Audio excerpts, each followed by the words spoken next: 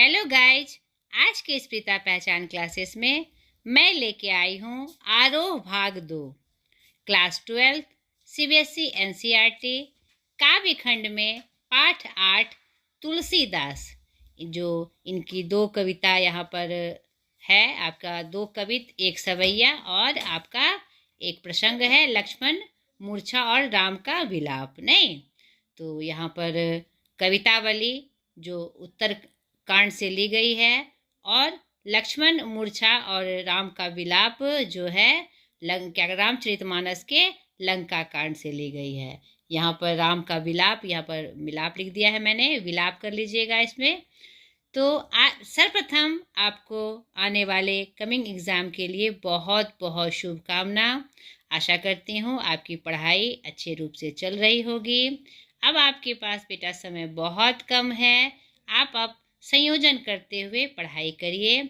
जो आप विषय आपके लिए सबसे कठिन है उसको ज़्यादा समय दीजिए और जो थोड़ा सा सरल है उसको थोड़ा कम समय दीजिए। लेकिन जितने भी सब्जेक्ट आपके क्या कहते हैं आपके बोर्ड्स में, उसको सबको एक साथ लेके चलना है। नहीं, हर को समय देना, यानी हर एक सब्जेक्ट को समय देना है।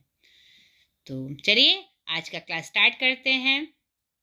आज के इस क्लास में हम जानेंगे आपका कवि परिचय, उसके बाद इनका कविता परिचय और अंत में प्रश्न अभ्यास। ठीक है, तो चलिए स्टार्ट करते हैं गोस्वामी तुलसीदास जी के परिचय से। गोस्वामी तुलसीदास इनका पूरा नाम है। ये भक्ति काल के सगुण काव्य धारा में राम भक्ति या रामाश्रयी शाखा के सर्वोपरि कवि हैं। और ये हिंदी साहित्य हमारा प्रमुख 4 काल में बटा हुआ है: आदि काल, भक्ति काल, रीति काल और आधुनिक काल। तो ये किस काल के थे? भक्ति काल के। ये आपको एमसीक्यू क्वेश्चन में भी ये बात याद रखनी है। भक्ति काल हमारा 2 धाराओं में विभक्त था, एक सगुण और एक निर्गुण। नहीं, सगुण निर्गुण धारा में भी 2 धाराएं हुई, ज्ञानाश्रयी और प्रेमाश्रयी। और सगुण काव्य धारा में भी 2 धाराएं हुई, रामाश्रयी या और कृष्णाश्रयी। रामाश्रयी को राम भक्ति कहा गया, कृष्णाश्रयी को कृष्ण भक्ति कहा गया। तो ये सगुण काव्य धारा के थे, ये भी आपको याद रखना है। इनका जन्म 1532 राजापुर गांव, जिला बांदा, उत्तर प्रदेश में हुआ था। विक्रम संवत 1589 ईस्वी। कुछ विद्वान इनका जन्म स्थान सोरो, जिला एटा, उत्तर प्रदेश भी मानते हैं। इनके पिता पंडित आत्माराम दुबे जी थे, माता तुलसी देवी। इनका विवाह रत्नावली जो कि पंडित दीनबंधु की सुंदर कन्या थी उनसे हुआ। इनका पालन पोषण प्रसिद्ध संत बाबा नरहरिदास के संरक्षण में हुआ। इनकी देखरेख में इन्होंने भक्ति एवं ज्ञान की विद्या अर्जित की। बचपन इनका बहुत ही संघर्षपूर्ण भी था। प्रारंभिक वर्षों से ही माता पिता का इनका विद्रोह हो गया, और क्योंकि जो पारिवारिक स्थिति थी बहुत ही संघर्ष में चल रही थी, और इन्होंने क्या कहते हैं, ये वहाँ से विमुखता, परिवार से विमुखता इनकी सामने आ गई और ये संन्यास में चले गए। ठीक है, काशी में विद्वान शेष सनातन से उन्होंने वेद वेदांग का ज्ञान प्राप्त किया एवं अनेक तीर्थों का भ्रमण करते हुए श्री राम के मानव चरित्र का गुणगान किया। इनकी जो प्रमुख रचनाएं हैं, इन्होंने अवधी और ब्रज भाषा, उस समय की जो लोक भाषा थी, दोनों में रचनाएं की। इसका एक मूल कारण यह बताया जाता है कि लोक मंगल और कल्याणकारी के रूप में इनका चरित्र बहुत प्रसिद्ध हुआ था, और ये लोक मंगलकारी रूप में ही रचनाएं करते थे। इसीलिए संस्कृत में विशेष पकड़ होने के बावजूद, संस्कृत में रचना करने की मतलब कि जो गुण था वो होने के बावजूद, इन्होंने अवधी, ब्रजभाषा और लोक भाषा में रचनाएं की। इनकी प्रमुख रचनाएं रामचरितमानस जो एक महाकाव्य के रूप में प्रतिष्ठित है और जो अवधी भाषा में है, विनय पत्रिका, कवितावली उनकी ब्रजभाषा में है। इसी कवितावली से आपके यहाँ पर लिए गए हैं, कविता लिए गए हैं। इसके अलावा जानकी मंगल, पार्वती मंगल, बरवे रामायण, वैराग्य संदीपनी, कृष्ण गीतावली आदि इनकी प्रमुख रचनाएं हैं।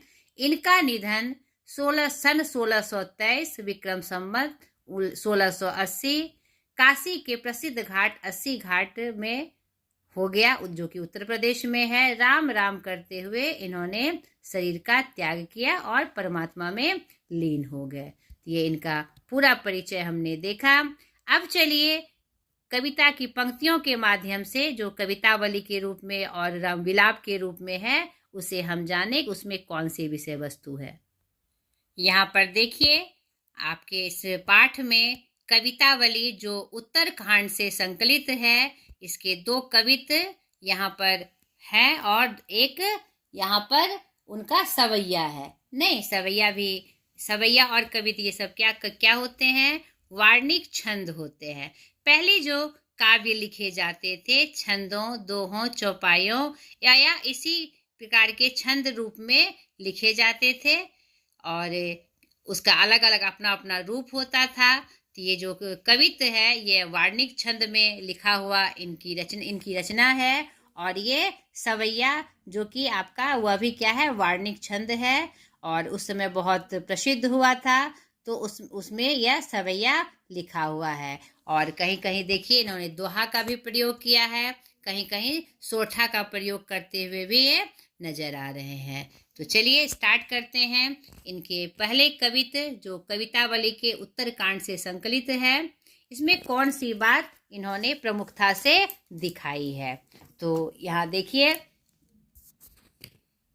इस कवित में इन्होंने जो क्या कहते हैं, जो दर्शन कराया है वह क्या है कि जो जितने लोग हैं, चाहे वह किसी रूप में काम करते हो, यानी जितने भी संसार में लोग हैं, जो भी धंधा या काम करते हैं, वह पेट की आग बुझाने के लिए करते हैं। और यह जो पेट की आग है, यह इसकी आग कौन बुझा सकते हैं? वही श्री राम ही एक सहारा है जो क्या कहते हैं, पेट की आग को बुझा सकते हैं। तो उसी क्रम में यह पंक्ति आई है, किसभी किसान कुल बनिक भिखारी भाट, चाकर चपल नट चोर चार चेटकी। यानी जितने भी धंधे हैं, चाहे वह किसान कुल में हो, चाहे व्यापारी हो, चाहे भिखारी हो, चाहे भाट हो, चाहे नौकरी करने वाले हो, चाहे नट जो चपल नट है, नौटंकी करने वाले हैं वो हो, चाहे चोर हो, चाहे कोई भी रूप हो, वह पेट की आग बुझाने के लिए, यानी सिर्फ भूख के लिए, भूख मिटाने के लिए ही सारे धंधे करते हैं। पेट को पढ़त गुण गढ़त चढ़त गिरी, अटत गहन गन अहन अखेट की। जो ऐसे जो लोग हैं वह पेट को पढ़ते हैं या फिर अपना कोई गुण प्रदर्शित करते हैं, या पहाड़ पे चढ़ते हैं, या मतलब कि गहन वन में ये क्या करते हैं, शिकार खेलने के लिए का काम करते हैं। सारे ऊंचे नीचे कर्म, यानी ऊंचे नीचे कर्म धर्म अधर्म करी, पेट ही को पचत बेचत बेटा बेट की। यहाँ पर जितने भी वो कर्म करता है, चाहे किसी भी प्रकार का काम हो, इसके लिए वह ऊंचे नीचे एक भी कर्म कर जाता है, ऊंच नीच का भी काम कर जाता है, धर्म अधर्म का भी काम कर जाता है, क्योंकि यह जो पेट की आग है, जो अग्नि है, वह क्या कहते हैं, बिना भूख के, बिना भोजन के नहीं मिटती। नहीं, इसी के लिए वह यह सारे कर्म करता है, धर्म करता है, ऊंचा नीचा काम करता है, शिकार को जाता है। नहीं, कोई अब जैसा जिसकी जो मतलब प्रवृत्ति है, जो धंधा है, उस रूप में वह काम करता है और ये पेट की आग को बुझाता है। और इस पेट की आग को बुझाने के लिए, इसको शांत करने के लिए यहाँ पर बेटा बेटी तक को विवेश देता है, खासकर बेटी को। नहीं, यहाँ पर ये सब जो विवरण है, इस ऐसी प्रथा का जो विवरण ये कर रहे हैं, यह उस समय के तुलसीदास जी के समय की एक प्रमुख समस्या थी। नहीं, यानी कि चारों तरफ जो था, क्या कहते हैं, एकदम अकाल सा मिटा हुआ था और लोग हर तरह के कृत्य करने में मशगूल थे। यानी कलयुग का जो यथार्थ है उसका चित्रण वो स्पष्ट रूप से इस कविता के माध्यम से कर रहे हैं कि पेट की आग बुझाने के लिए चाहे कोई भी काम करना पड़े, अच्छा बुरा, वह सब काम करने के लिए बेबस थे, क्योंकि यह जो पेट की भूख है वह मतलब बिना भोजन दिए नहीं मिटती। इसके लिए वो सारे कर्म वह करते थे। तो अंत में कब तुलसी बुझाई एक राम घनश्याम ही ते, आगे बढ़वागते बड़ी है आगे पेट की। यहाँ पर तुलसीदास जी अंत में कहते हैं कि एक श्री राम जी हैं जो घनश्याम ही थे, यानी घने बादल के रूप में आकर, घनघोर रूप में आकर इस अग्नि को, ये बढ़ती हुई अग्नि को, पेट की अग्नि को बुझा सकते हैं। यानी कि यहाँ पर जो अकाल की स्थिति है, भूख की स्थिति है, जो जिसके लिए हर तरह का कृत्य करने के लिए लोग बेबस है, हर तरह के काम धंधे को कर रहा है, अगर राम की कृपा हो जाए तो वह फिर उसे सही रूप में, सीधे रूप में वह उपलब्ध हो जाएगा। नहीं, भोजन उसे मिलता रहेगा। अगर श्री राम की कृपा हो गई तो इस भूख को एक निर्मल बादल बनकर नहीं, उनकी भूख को वह मिटा सकते हैं। तो यहाँ पर कली काल का जो रूप है, जिसमें वह ऊंच नीच इंसान सारे कर्म करता था, उसका विवरण यहाँ पर स्पष्ट रूप से उन्होंने वर्णित किया है, जो कि आज के समय में भी प्रासंगिक है। आज भी लोग मुख्य रूप से पेट की भूखा बुझाने के लिए या फिर अपने काम की संतुष्टि के लिए सारे ऊंच नीच का कर्म करता है। और आज भी श्री राम रूपी क्या कहते हैं प्रकाश की आवश्यकता है, जो हर इस प्रकार की हर तरह की भूख को शांत करे। नहीं, अगला कविता देखिए, खेती ना किसान को। यहाँ इस कविता के माध्यम से जो बेरोजगारी और जो बेकारी और जो अकाल का रूप उनके समय में विद्यमान था, उसका वो वर्णन स्पष्ट रूप से कर रहे हैं। चारों तरफ हाहाकार मचा हुआ था, अकाल की स्थिति थी, किसी को भोजन नहीं मिल रहा था, बेरोजगारी चारों तरफ एकदम विकराल चेहरा लिए हुए व्याप्त थी। और ऐसी परिस्थिति में श्री राम का शरण क्या कहते हैं सबको लेने के लिए उत्सुक किया गया है कि एक वही दीनबंधु हैं जो शारीरिक कष्ट को दूर कर सकते हैं, इस दरिद्रता को दूर कर सकते हैं। जो ये दरिद्रता चारों तरफ फैली हुई है, उनके शरण में जाने से ही या उनकी कृपा दृष्टि प्राप्त करने से ही यह दरिद्रता दूर होगी। उसी क्रम में यह बातें आई है, खेती ना किसान को, भिखारी को ना भीख बली, बनिक को बनिज ना चाकर को चाकरी, जीविका विहीन लोग सीध मान सोच बस, कहे एक एक कंसो कहा जाई का करी। खेती करने के लिए किसान को जमीन नसीब नहीं हो रही है, भिखारी को भीख नहीं मिल रही है, नहीं यानी बलि को बलि नहीं मिल रही, यानी कि किसी भी प्रकार से कोई काम किसी को प्राप्त नहीं हो रहा है, व्यापारी को व्यापार नहीं मिल रहा है, काम करने का साधन प्राप्त नहीं हो रहा है, और नौकरी करने वाले को नौकरी नहीं मिल रही है। नहीं, जीविका विहीन यानी जीविका से विहीन होकर, बेरोजगार होकर लोग सोचने के लिए विवश हो गए हैं, सिर्फ सोचे जा रहे हैं अब हमारी क्या स्थिति होगी, अब हम क्या करें, कहे एक एक कंसो कहाँ जाए का करे। लोग एक दूसरे से कह रहे हैं कहाँ जाए, क्या करे।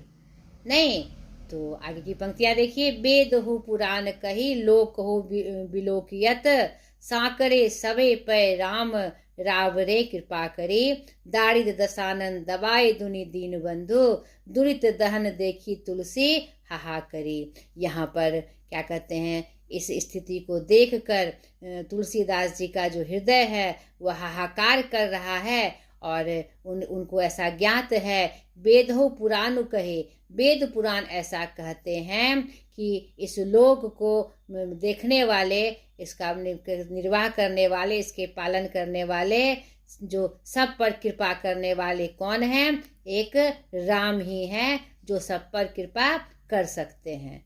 नहीं, सारे दुखों को दूर कर सकते हैं। साकरे सबे पे राम रावरे कृपा करो, एक श्री राम जी ही हैं जो क्या कहते हैं सब पर कृपा करके सबके दुख को दूर कर सकते हैं। ऐसा वेद पुराण में कहा गया है, लोक में यह बात प्रसिद्ध है, लोक हो विलोकियत, यानी लोक में यह बात प्रसिद्ध है, चर्चा में है कि एक राम ही हैं जो सबके दुखों को दूर कर सकते हैं। और यह जो दरिद्रता है, दारिद्र दशानन दवाई, यह जो दरिद्रता है, जैसे 10 मुख से रावण ने हाहाकार मचाया था, उसी प्रकार यह दरिद्रता रूपी दशानन 10 मुख से आकर सब में हाहाकार मचाई हुई है। यह दरिद्रता नहीं जा रही, चारों तरफ से 10 मुख से यह हमें दबाए हुए है। नहीं, हे दीन बंधु, क्या कहते हैं, अब कृपा करो। यहाँ पर श्री राम में शरण जाने की बात कही है उन्होंने, और ऐसी स्थिति को देखकर तुलसीदास क्या कर रहे हैं, हाहाकार कर रहे हैं, एक याचना कर रहे हैं कि हे दीनों के बंधु, अब कृपा की जाए, अब इस स्थिति पर कृपा की जाए। यहाँ पर अपने समय, उनके समय में जो अकाल और बेरोजगारी का जो रूप था, और मैंने आपको परिचय में ही बताया कि ये लोक कल्याणकारी रूप में इन्होंने रचनाएं की थी। तो यह इस स्थिति में अभी जो भी दीन बंधु होते हैं, चाहे वह शासक के रूप में हो, अगर क्या कहते हैं जनता की स्थिति अगर ऐसी हो, तो जो निर्वाह करने वाले हैं, जो उनके दुख को दूर करने वाले हैं, उसे आकर ऐसी स्थिति से उसका निवारण करना चाहिए। यहाँ पर ये कविता भी आज के समय में बिल्कुल प्रासंगिक है। ठीक है। तीसरा जो इनका सवैया है, यह देखिए, इसमें क्या कहते हैं, राम के प्रति जो उनकी भक्ति है, जो आराध्य भक्ति है, उनका वो इसमें परिचय दे रहे हैं। राम के सिवा और वो किसी में किसी चीज को नहीं चाहते हैं। नहीं, धूत कहो अब धूत कहो, रजपुतु कहो जुलाहा कहो को, काहू की बेटू सो बेटा ना ब्याहब, काहू की जाति बिगाड़ न सो। यहाँ पर प्रस्तुत पंक्ति में सवैया के माध्यम से कवि अपने बारे में कह रहे हैं, तुलसीदास जी अपने बारे में कहे हैं, अब मुझे चाहे धूर्त कहो, चाहे मुझे सन्यासी कहो, अब धूत मतलब सन्यासी जो सन्यास ग्रहण करते हैं, चाहे तुम मुझे राजपूत कहो या जोलाहा कहो, कोई भी रूप में मुझे नाम से पुकारो, किसी भी नाम से पुकारो, मुझे कोई फर्क नहीं पड़ता, क्योंकि मुझे अपने बेटा से किसी की बेटी को नहीं बिहाना है, मुझे किसी की जाति नहीं बिगाड़नी है। यानी यहाँ पर एक बहुत ही सूक्ष्म संकेत है कि आज जो हम दिखावे वाली प्रवृत्ति में जीते हैं, और ये जो जातिवाद का रूप है कि मैं राजपूत हूँ, मैं ब्राह्मण हूँ, मैं ये हूँ, तो जिससे क्या कहते हैं, कुल का लोग सोचते हैं कि कुल का नाम खराब हो जाएगा, जाति बिगड़ जाएगी अगर एक दूसरे से दूसरे जाति में शादी हो जाए। तो उस रूप को भी वह यहाँ पर व्यंग कर रहे हैं कवि कि मुझे कुछ भी कहो, मुझे कोई फर्क नहीं पड़ता, मुझे अपने बेटे से किसी की बेटी नहीं बिहानी है कि मैं अपने जाति का प्रदर्शन करूं कि मैं इस जाति का हूँ, श्रेष्ठ जाति का हूँ या किसी भी जाति का हूँ, मुझे किसी की जाति नहीं बिगाड़नी है। तुलसी सरनाम गुलामों है राम को। तुलसीदास जी जो है, मैं जो तुलसीदास हूँ सिर्फ एक ही नाम का गुलाम हूँ, एक ही नाम का के प्रति मैं समर्पित हूँ, वो कौन है, राम है। राम को जाको रुचे सो कहे कुछ ओ, जिसको जो रुचता है वह मुझे कह ले, मुझे कोई फर्क नहीं पड़ता है।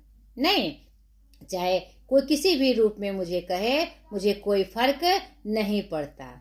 मांगी के खैबो मसीत के सोएबो, लेबो को एको न देव को दो। मैं मांग कर खाऊंगा, मस्जिद में सोऊंगा, कहीं भी सोऊंगा, कहीं भी रहूंगा, और एक ही नाम लेव को एकू ना देव को दो, यानी एक ही नाम का स्मरण और भजन कीर्तन मुझे करना है, दूसरा किसी और से मुझे कोई मतलब नहीं है, चाहे मुझे कोई रूप दो, कोई स्थान दो, मुझे कोई फर्क नहीं पड़ता है।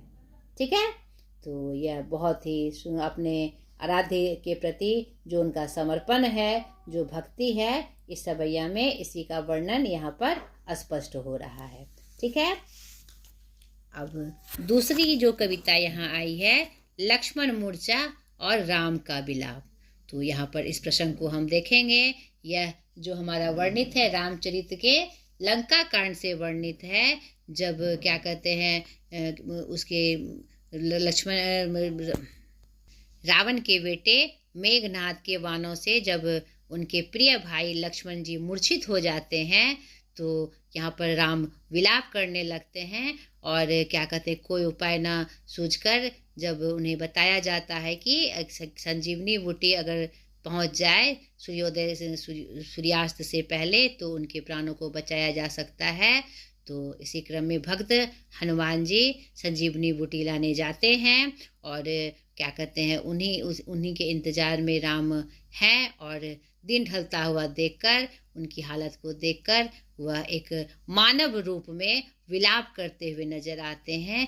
देव रूप उनका यहाँ पर दिखाई नहीं पड़ रहा, जैसे एक मानव सशंकित होकर परिस्थितियों के वशीभूत हो जाता है और क्या कहते हैं मानव जैसे रोना धोना या विलाप करता है, उसी रूप में यहाँ पर राम जी का जो मानव रूप का वर्णन है, लोक रूप में उन्हीं का वर्णन यहाँ पर कवि कर रहे हैं। और यहाँ पर शुरुआत होती है कि जब राम क्या कहते हैं उन्हें संजीवनी बूटी प्राप्त हो चुकी है हनुमान जी को, और राम जी का नाम लेकर और क्या कहते हैं भरत जी को बाहुबल के उनके शील को गुण को याद करते हुए पवन कुमार यानी हनुमान जी चल पड़ते हैं यहाँ पर इधर लंका की तरफ। तब प्रताप उड़ राखी प्रभु, जय हो नाथ तुरंत, अस कही आए सुपाई पद बंदे चलियो हनुमंत। कि भगवान के प्रताप से, आपके प्रताप से अपने आप को हृदय में रखकर प्रभु मैं जल्दी ही तुरंत ही वहाँ पहुँच जाऊँगा, ऐसा स्मरण करते हुए ऐसा कहकर वह क्या करते हैं, पाई पद बंदी चली हनुमंत, क्या कहते हैं वंदन करते हुए, प्रभु श्री राम का वंदन करते हुए हनुमान जी तुरंत ही चल पड़ते हैं। भरत बाहुबल शील गुण प्रभु पद प्रीति अपार, मन महु जात सराहत पुनि पुनि पवन कुमार। और क्या कहते रास्ते में जो उन्होंने भरत का बाहुबल देखा कि कैसे उन्हें एक तीर से जब उनको तीर से गिराकर उन्हें गिरा देते हैं, और राम जी के प्रति जो उनकी भक्ति है वह जो दिखाते हैं तो वह उनके मन को बहुत भाती है। वही भरत जी के बाहुबल को और उनके गुण को, शील गुण को याद करते हुए और प्रभु के प्रति जो उनका प्रेम है उसका वर्णन करते हुए और मन में उनके प्रभु के प्रति को प्रेम को सराहते हुए पुनः बार बार याद करते हुए पवन कुमार चलते हैं लंका की तरफ। अब इधर जो श्री राम की जो हालत है लक्ष्मण को निहारते हुए उनका वर्णन वो कर रहे हैं। वहाँ राम लक्ष्मण ही निहारी, बोले वचन मनुज अनुसारी। यहाँ पर राम लक्ष्मण को बार बार निहार कर मनुष्य रूप में होकर वचन बोल रहे हैं। अर्ध रात गई कपि नहीं आयो, राम उठाई अनुज उर लायो। अर्ध रात्रि बीतने को है, कपि नहीं आए और राम अपने अनुज को लक्ष्मण जी को उठाकर अपने हृदय से लगाते हैं। सकहु न दुखित देखी मोहे काऊ, इस दुख को देखकर मैं वो बहुत दुखित हैं और किसी भी तरह से उनका दुख दूर नहीं हो रहा। बंधु सदा तब मृदुल स्वभाव, और क्या कहते बंधु के प्रति, अपने भाई के प्रति हमेशा ही मृदुल स्वभाव उनका रहा है और उनको याद कर कर वह बहुत दुखी हो रहे हैं। मम हित लागी तजियो पितु माता, सह्यो विपिन हिम आतप ताता। और अब अपने भाई के लिए इन्होंने पिता माता सबका त्याग कर दिया और इस जंगल में, इस घनघोर जंगल में मेरे साथ आ गए। ऐसा कौन करता है? ये मेरे बंधु का जो प्रेम है मेरे प्रति, उसको याद कर करके राम विलाप कर रहे हैं। बहुत ही सुंदर प्रसंग से यहाँ पर उनका विलाप तुलसीदास जी ने दिखाया है। आगे की पंक्तियां देखिए।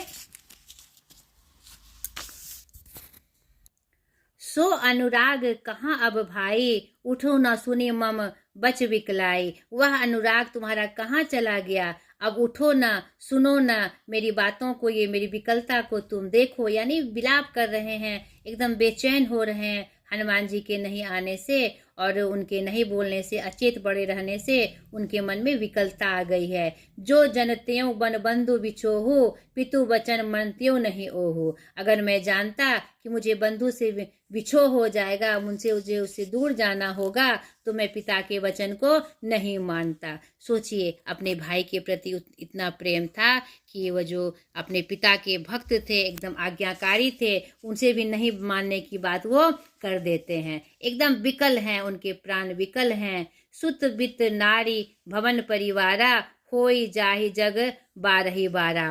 क्या कहते हैं यहाँ पर, सुत बीत के नारी भवन परिवार सबको छोड़कर ये क्या करते हैं, यह जग में हमारे रूप में यहाँ 12 वर्ष वनवास को वो आ गए। अस विचारी जिय जाग होताता, मिलहि न जगत सहोदर भ्राता। नहीं, क्या कहते हैं, यहाँ पर कोई नहीं है और सुत वित नारी भवन परिवारा, इन सब बातों को सोचकर बार ही बार हे तात तुम जाग जाओ। सब कुछ मिलता है, सुत मिल सकता है, बेटा मिल सकता है, नारी मिल सकती है, भवन परिवार मिल सकता है। नहीं, होई जाहि जग बार ही बारहा, जग में हर बार यह सब कुछ हमें प्राप्त हो सकता है, लेकिन सहोदर भ्राता फिर नहीं प्राप्त होता, नहीं मिलता। जथा पंख बिनु खग अति दीना, मणि बिनु फनी करीवर कर हीना। नहीं, जैसे पंख बिनु खग दीन होते हैं, अगर उनके पास पंख ना रहे तो बेकार होता है। जिस प्रकार मणि के बिना सांप नहीं शोभता, उसी प्रकार मैं तुम्हारे बिना हीन हो गया हूँ। अस मम जीवन बंधु बिन तोहि, जो जड़ देव जियाए मोहे। इसी प्रकार मेरा जो जीवन है बंधु वैसा हो गया है, जैसे पक्षी की खग अपने पंख के बिना शोभा नहीं पाते, क्या कहते हैं, सांप अपने मणि के बिना शोभा नहीं पाते। हे बंधु, मेरी भी ऐसी स्थिति हो गई है। जो जड़ देव जियाए मोहे, क्यों यह मुझे इस जड़ रूप में मुझे भगवान जिला रहे हैं, मुझे भी मृत्यु को प्राप्त कर दे। मानव रूप में यहाँ श्री राम जी विलाप कर रहे हैं। जेहु अवध कवन महुलाई, नारी हेतु प्रिय भाई गवाए। यह कैसी बात हो गई, अवध में क्या कहते कौन मुझे लाएगा, और कि जो नारी के प्राप्ति के लिए मैं अपने भाई को गवा रहा हूँ। बरु अपजस सहतियो जग माही, नारी हानि विशेष क्षति नाही। और यह अपस मुझे लगता है अब लगकर ही रहेगा, और नारी हानि विशेष क्षति नहीं होती, लेकिन एक भाई की जो हानि है वह बहुत बड़ी क्षति है।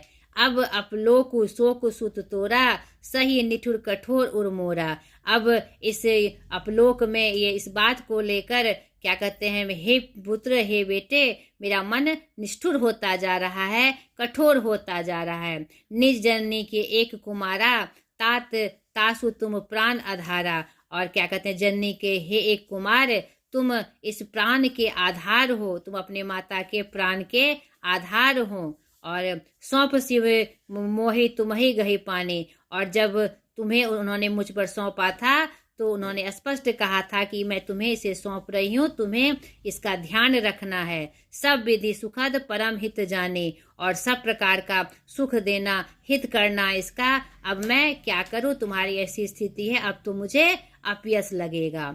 उतरु काहा देहु तेहि जाई, उठी किन मोहि सिखावहु भाई। हे भाई, अब तुम उठो। क्या कहते हैं, अब मैं ये ऋण कहाँ से उतार पाऊंगा और कैसे मैं किसी को समझा पाऊंगा। बहुविधि सोचत सोच विमोचन, स्रवत सलिल राजीव दल लोचन। बहुत बातें सोचकर विलाप करते हुए उनके मन में बहुत सारी बातें आ रही है, और उनके कमल जैसे नैनों से जल स्रावित हो रहा है। उमा एक अखंड रघुराई, नरगति भगत कृपाल देखाए। यहाँ पर क्या कहते हैं, शिव उमा से कहते हैं कि यह जो अखंड रूप है रघुराई का, श्री राम जी का, जिससे नर को गति मिलती है। इनके वर्णन से, इनके विचार से कृपालु का जो ये रूप, भक्ति का जो ये रूप वह नर रूप में दिखा रहे हैं, इससे सारे लोगों को मुक्ति मिलती है, कृपालता प्राप्त होती है। सोठे के रूप में प्रभु प्रलाप सुनि कान विकल भय बानर निकर, आए गए हनुमान जिमि करुणाम वीर रस।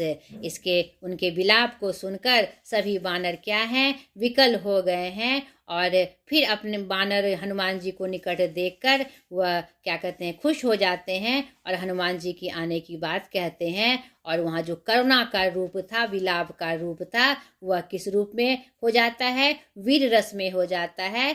यहाँ परिणत हो जाता है कि वीर रस में वीरता का प्रदर्शन करते हुए हनुमान जी उनके सामने सम्मुख हो जाते हैं। हर श्री राम भेटे हनुमाना, अति कृतज्ञ प्रभु परम सुजाना। और हर्ष के साथ राम जी हनुमान जी से भेंट करते हैं और उनके प्रति अपनी कृतज्ञता व्यक्त करते हैं कि तुरंत वैद्य तब किन्हीं उपाय, तुरंत वैद्य आकर उनके उपाय को करते हैं। उठी बैठी लक्ष्मण हर्षाई, और लक्ष्मण फिर उठकर हंसकर बैठ जाते हैं। हृदय लाई प्रभु भेटई भ्राता, हर्ष से सकल भालु कपि भ्राता। और हर्ष के साथ अपने भाई को हृदय से लगा लेते हैं। और पूरे वहाँ पर जो भालू कपि थे, जितने भी लोग वानर सब थे, वह हर्षित होते हैं। कपि पुनि वैद तहाँ पहुँचावा, जय विधि तबहि ताहि लही आवा। और फिर जो हनुमान जी हैं वैद को, सुजैन वैद को अपने जगह पे पहुँचाते हैं, जो रावण के मेन वैद्य थे वो, और जिस तरह से उनको लेकर आए थे उसी तरह उनको पहुंचा देते हैं। यह वृत्तानंद दशानन सुनेओ, अति विषाद पुनि पुनि सिर धुनेओ। यह जो वृत्तांत है जब दशानन को सुनाई देता है तो उनके मन में बहुत ही फिर से विषाद हो जाता है और वह सिर धुनने लगते हैं कि यह कैसे हो गया। व्याकुल कुंभकर्ण पही आवा, विविध जतन करी ताहि जगावा। उसके बाद व्याकुल होकर वह कुंभकर्ण के पास आता है रावण, और विविध जतन कर उसे जगाता है। जागा निश्चर देखिए कैसा, मानहो काल देहो धरी बैसा। उसके बाद यहाँ पर कुंभकर्ण का वर्णन है कि वह जागता है और उसका रूप कैसा है, काल के समान है। कुंभकर्ण बूझा कहो भाई, काहे तब मुख रहे सुखाए। कुंभकर्ण बूझ कर कहता है, ए भाई, आखिर ये मूर्ख वाला काम कर कर तुम सुख क्यों पा रहे हो। कथा कही सब तही अभिमानी, जही प्रकार सीता हरि आने। तो वह फिर सारी कथा उससे कहते हैं अभिमान के रूप में कैसे वो सीता को हर कर ले आए। तात कपिन सब निश्चर मारे, महा जोधा संघारे। और कैसे इसमें कितने सारे हमारे निश्चर मारे गए और कितने महान योद्धा का संहार हुआ। दुर्मुख सुर रिपु मनुज आहारे, भट अतिकाय अकपन भारे। अपर महोदर आदि कबीरा, परे समर महे सब रंधीरा। और जो यह जो मनुज का आहार करने वाले दुर्मुख, क्या कहते हैं, यह देवताओं का भोजन करने वाले कितने लोग जो भारी कंपन मचाते थे पूरी धरती पर, वह क्या कहते हैं इस दोनों वीर के रूप में इस रणधीर में मारे गए हैं। ठीक है, अंत में इसका अंत होता है। सुनी 10 कंदर बचन तब, कुंभकर्ण बिलखान, जगदम्बा हरि आनी अब सठ चाहत कल्याण। क्या कहते हैं, अंत में इसका भाव व्यक्त करते हुए सुनी 10 कंधर के वचन को कुंभकर्ण बहुत बिलखते हैं और जगदम्बा हरि आनी अवसठ चाहत कल्याण का भावना लेते हुए इसको यहाँ समाप्त करते हैं तुलसीदास जी। तो यह पूरा प्रसंग हमने आपको बता दिया। अब चलिए हम प्रश्न अभ्यास की तरफ चले कि इसमें प्रश्न अभ्यास के माध्यम से और कौन सी बातें या कौन सी विषय वस्तु हमारे सामने उद्धृत हुई है। अभ्यास, पाठ के साथ कवितावली में उद्धत छंदों के आधार पर स्पष्ट करें कि तुलसीदास को अपने युग की आर्थिक विषमता की अच्छी समझ है। तो यहाँ पर हमने कवितावली के कवित्व में देखा कि उनके छंदों के आधार पर यह स्पष्ट हो रहा था कि तुलसीदास के समय जो रूप था, समाज का रूप था, वह क्या कहते आर्थिक विषमता का रूप था नहीं, क्योंकि वहाँ पर किसी को उस समय जब तुलसीदास का समय था तो उस समय भी संपन्न और विपन्न लोग थे। लोग वहाँ पर अकाल की स्थिति थी, कहीं एक तरफ अकाल की स्थिति थी और एक तरफ जो एक वर्ग था वह पूरे विलासिता के साथ जीवन जीता था। यहाँ पर क्या कहते हैं, हमने कवित्व में यहाँ पर हमने स्पष्ट रूप से देखा कि लोग पेट की भूख मिटाने के लिए हर तरह का काम करते हैं। क्या कहते हैं, कोई किसान का काम करता है, कोई व्यापारी का काम करता है, कोई भीख मांगता है नहीं, यानी भीख मांगने वाली भी स्थिति वहाँ पर थी नहीं। नट चोर भी उस समाज में स्थित थे नहीं, यहाँ तक कि बेटा बेटी बेचने का भी काम लोग करते थे, यानी कि हर स्थिति के लोग उस समाज में थी। आर्थिक विषमता वहाँ दिखाई पड़ती थी। एक वर्ग समाज का एक वर्ग धनी था और एक वर्ग क्या था, गरीब था। यहाँ इस जो अलग अलग रूप है या उस रूप को देखकर हमें स्पष्ट हो जाता है उनके समय में भी उनके समाज में आर्थिक विषमता थी, पूरी तरह से व्याप्त थी। दूसरे भी कवित्व में यहाँ पर खेती करने को किसान को खेत नहीं थे, भिखारी को भीख नहीं मिलती थी, बने के लिए व्यापार नहीं था, अकाल की स्थिति थी, कहीं लोग भूखे मर रहे थे और कहीं संपन्नता भी थी नहीं। तुलसीदास के समय में बहुत लोग ऐसे धनवान लोग भी थे जो हर तरह से संपन्न थे, लेकिन कुछ की स्थिति इतनी मतलब कि हृदय विदारक थी। तो निश्चित रूप से वहाँ पर आर्थिक विषमता का रूप था। तो कविता के माध्यम से यह बिल्कुल स्पष्ट हो रहा है। पेट की आग का समन ईश्वर भक्ति का मेघ ही कर सकता है, तुलसी का यह काव्य सत्य क्या इस समय का भी युग सत्य है? तर्क संगत उत्तर दीजिए। बिल्कुल, पेट की आग का समन ईश्वर भक्ति का मेघ ही कर सकता है। यानी कहने का तात्पर्य है कि ईश्वर की जो भक्ति है, अगर हमें ईश्वर पे विश्वास हो तो हमारे सारे काम संभव हो सकते हैं। या अगर ईश्वर चाहे तो हमारे मतलब रोटी कपड़ा के लिए एक व्यवस्था हुआ कर सकते हैं। नहीं मतलब राम भक्ति का मेघ ही कर सकता है, तुलसी का यह काव्य सत्य क्या इस समय काव्य युग सत्य है? बिल्कुल। यहाँ पर जिस रूप में जो शासक वर्ग हो, चाहे हमारे आराध्य ईश्वर हो, क्या कहते हैं, वह अगर चाह ले तो सबको भोजन नसीब हो जाएगा हर तरह से। नहीं हमारे क्या कहते हैं आराध्य के ईश्वर के रूप में, चाहे वह शासन तंत्र के लोग हो, चाहे हमारे आराध्य ईश्वर हो, अगर उन पे उनकी कृपा हो जाएगी तो कोई समाज में, देश में कोई भूखा नहीं मर सकता। नहीं, अगर उनकी कृपा हो जाएगी तो समाज हर तरह से संपन्न होगा, गरीबी दूर होगी, भूखमरी दूर होगी। तो आज के समय में भी यह बिल्कुल योग्य सत्य है। तुलसी ने यह कहने की जरूरत क्यों समझी? धूत कहो अवधूत कहो, रजपतु कहो जोलाहा कहो को, काहू की बेटी सो बेटा न ब्याहब, काहू की जाति बिगाड़ न सो। इस सवैया में काहू के बेटों सो बेटी न ब्याहब कहते तो सामाजिक अर्थ में क्या परिवर्तन आता? यह बात उन्होंने अपने भगवान के प्रति क्या कहते हैं जो अनन्य भक्ति है उनका प्रसंग बताते हुए उन्होंने यह पंक्ति लिखी है, यह सवैया लिखा है कि मुझे कोई धूर्त कहो, चाहे सन्यासी कहो, राजपूत कहो, जोलाहा कहो, हिंदू कहो, मुस्लिम कहो, कुछ भी कहो, मुझे इससे कोई फर्क नहीं पड़ता। उस समय समाज में जो जाति प्रथा का रूप बहुत भयंकर रूप में था, उसी पर यह व्यंग करते हुए, कटाक्ष करते हुए ये पंक्ति कहते हैं कि मुझे किसी की बेटी से अपना बेटा नहीं ब्याहना है जो कि मैं जाति पाति का यहाँ ध्यान करूं। मुझे किसी की जाति नहीं बिगाड़नी। अगर मैं छोटी जाति का हूँ तो बड़ी जाति का से विवाह कर कर मैं उसकी जाति नहीं बिगाड़ रहा हूँ, या बड़ी जाति का हूँ तो छोटी जाति से विवाह करके मेरा यहाँ अपमान नहीं हो रहा है। यहाँ उस समय, उनके समय में सामाजिक व्यवस्था में जो जाति पाति का जो भयंकर रूप था उन पर वो कटाक्ष कर रहे हैं, और उन्हें कोई मतलब नहीं है, किसी से कोई मतलब नहीं है। वह सामाजिक अर्थ में यह परिवर्तन इनके इस बात से यह परिवर्तन आया कि जाति पाति के नाम पे जो हम लड़ते हैं वह बेकार है। सबके ईश्वर एक ही जाति के हैं, एक ही शक्ति पुंज है जो पूरे विश्व को चलाती है। फिर हम जाति में बढ़कर ऐसा क्यों करते हैं?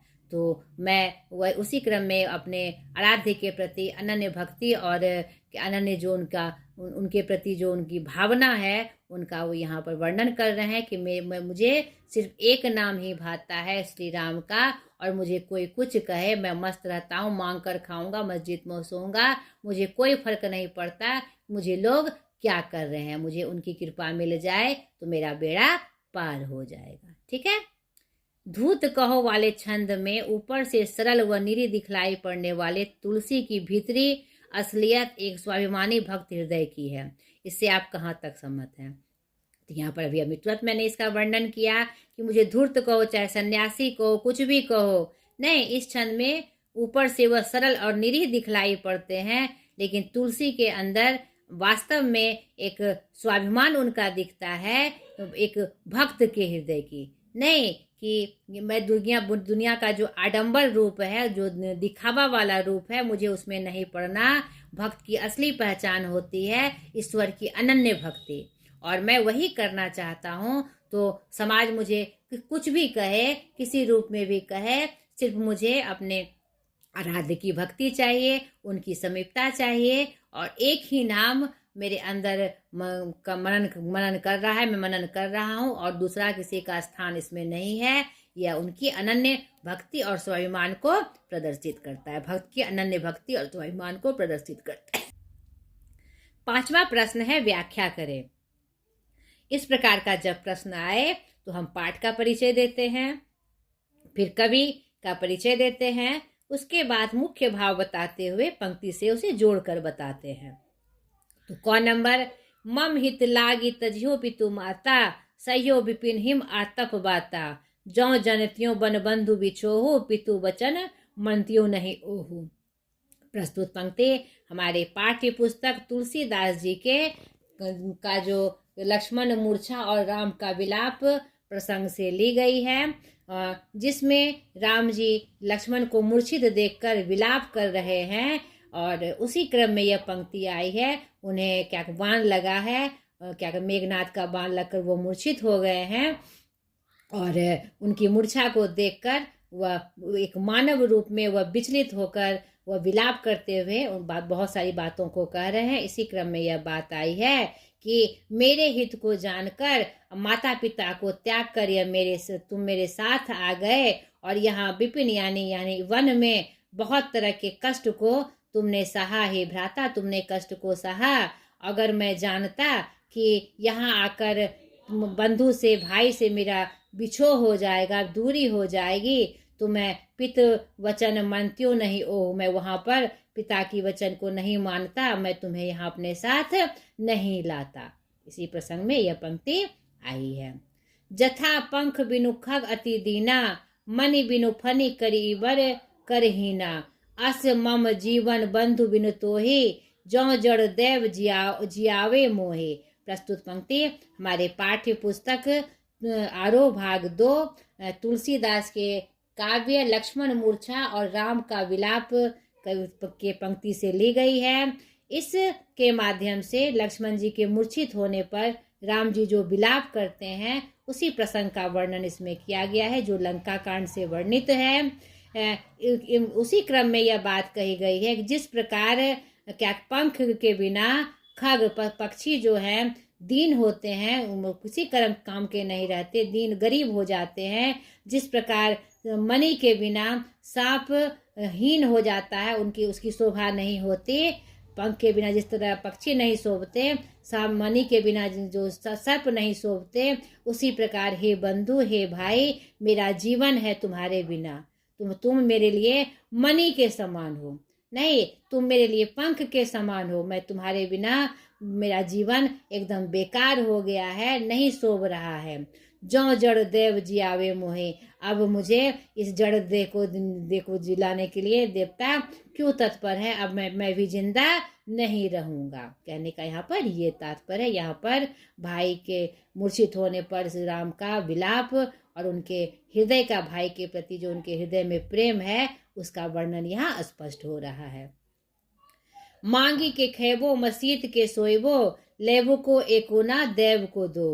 प्रस्तुत पंक्ति हमारे पाठ्य पुस्तक आरोह भाग 2 काव्य खंड पाठ 8 तुलसीदास के कविता से ली गई है, जिसमें उन्होंने 2 कवित, एक सवैया और एक लक्ष्मण मूर्छा और राम जी के विलाप का प्रसंग वर्णित किया है। यह इनके सवैया की पंक्ति है, जिसमें अपने प्रभु के प्रति अनन्य भक्ति का प्रदर्शन वो कर रहे हैं और सिर्फ उन्हीं को क्या कहते हैं पूजने की बात वह कहते हैं, उनके बिना और उनका जीवन में कोई महत्व वाला व्यक्ति या कोई चीज वस्तु नहीं है। उसी क्रम में यह पंक्ति आई है कि मुझे चाहे कुछ भी कहो, लोग मुझे कुछ भी कहे, मुझे कोई परवाह नहीं पड़ता, मैं सिर्फ एक नाम का मनन करना चाहता हूँ, वो श्री राम जी हैं। मैं मांग के खाऊंगा, मस्जिद में सोऊंगा, मांग के खेबो मस्जिद के सोएबो, लेबो को एको न देव को दो। सिर्फ एक नाम का मैं स्मरण करता रहूंगा, दूसरा देव का नहीं करूंगा। वो कौन है? वो श्री राम जी है। इसी क्रम में यह पंक्ति आई है। ऊंचे नीचे करम धर्म अधर्म करी, पेट ही को पचत बेचत बेटा बेट की। प्रस्तुत पंक्ति हमारे पाठ्य पुस्तक आरोह भाग 2 के काव्य खंड तुलसीदास के काव्य से ली गई है और इसमें 2 कवित, एक सवैया और लक्ष्मण मूर्छा और राम का विलाप का प्रसंग रामचरितमानस से लिया गया है। यह इनका प्रथम कवित का ये पंक्ति है, जिसमें वह यह बता रहे हैं कि मनुष्य हमारे समाज में जो सब तरह का कर्म करता है वह किसके लिए करता है? पेट की भूख को मिटाने के लिए। यानी जितने ऊंचे नीचे कर्म करता है, धर्म अधर्म का काम करता है, यहाँ तक कि बेटा बेटी को भी बेच देता है, खासकर बेटी को। यह किसके लिए करता है? पेट की आग को बुझाने के लिए करता है। इसी क्रम में यह पंक्ति आई हुई है। छठा, भ्रात शोक में हुई राम की दशा को कवि ने प्रभु की नरलीला की अपेक्षा सच्ची मानवीय अनुभूति के रूप में रचा है। क्या आप इससे सहमत है? तर्कपूर्ण उत्तर दीजिए। बिल्कुल।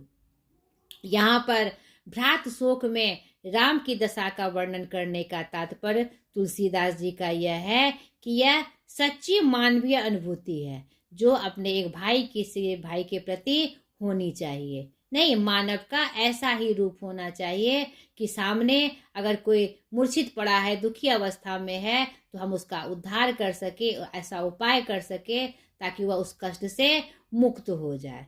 और ये उनका जो तुलसीदास का जो रूप है वह लोक मंगलकारी रूप में ही प्रसिद्ध है। और उन्होंने हर हर रचनाओं में जो लोक कल्याण की बातें जहाँ पर प्रस्तुत होती है उनका उन्होंने विस्तार से वर्णन किया है। तो इस प्रसंग में भी वह क्या कहते हैं, लोक मंगलकारी को रूप को सोचते हुए मानवीय जो अनुभूति है उसकी रचना वो कर रहे हैं कि मानव को मानव का साथी होना चाहिए, चाहे वह भाई के रूप में चाहे किसी के भी रूप में हो।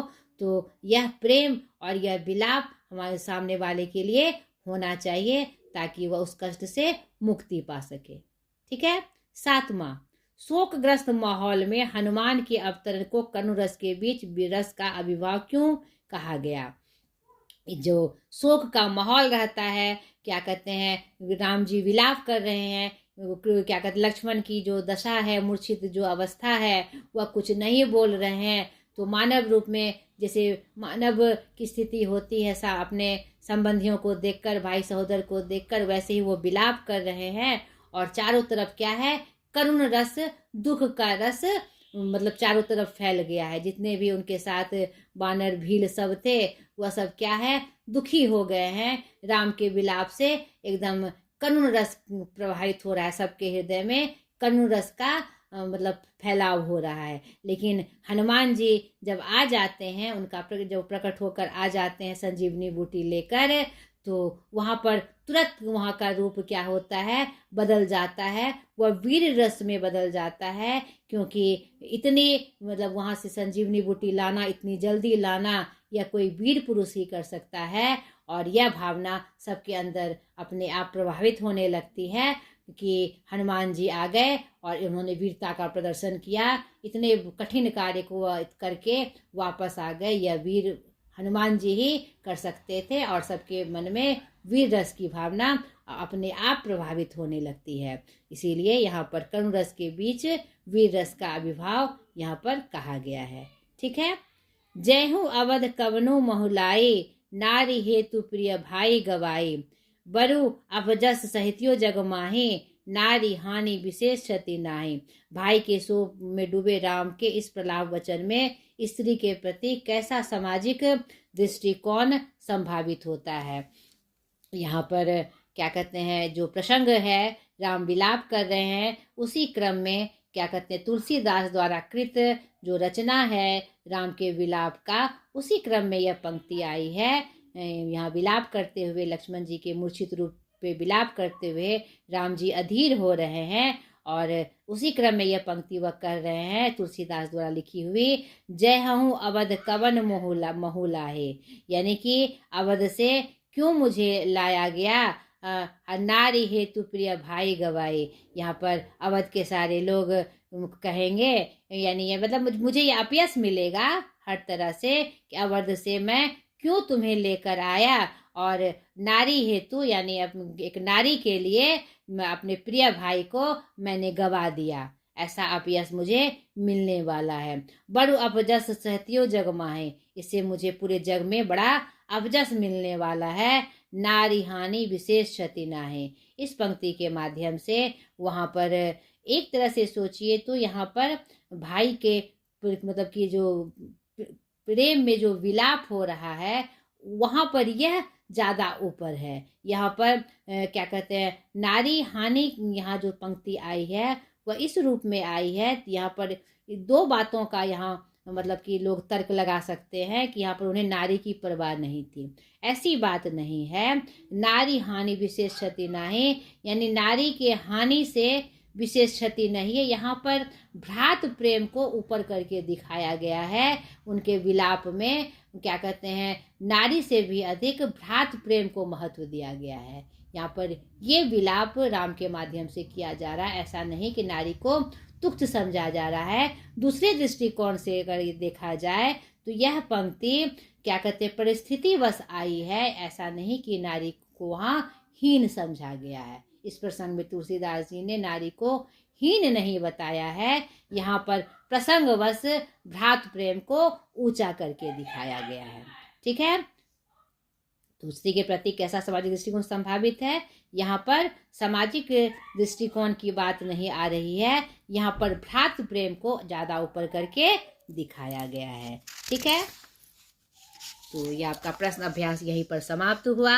और कुछ एक्टिविटीज हैं पाठ से संबंधित, क्या कहते हैं, यहाँ पर कुछ बातें हैं जो प्रसंगवश आई हुई है, तो आप इसको जरूर करिएगा ताकि इस संदर्भ में आपको और भी जानकारी प्राप्त हो जाए। और इसमें कोई दिक्कत हो तो आप मुझे कमेंट कर जरूर बताइएगा, मैं आपका पूरा हल लेकर आऊँगी। तो ये आपका अभ्यास भी यहीं समाप्त हो गया। आज तक के लिए इतना ही। ढेर सारी शुभकामनाओं के साथ मैं विदा लेती हूँ। आज तक के लिए इतना ही। बाय।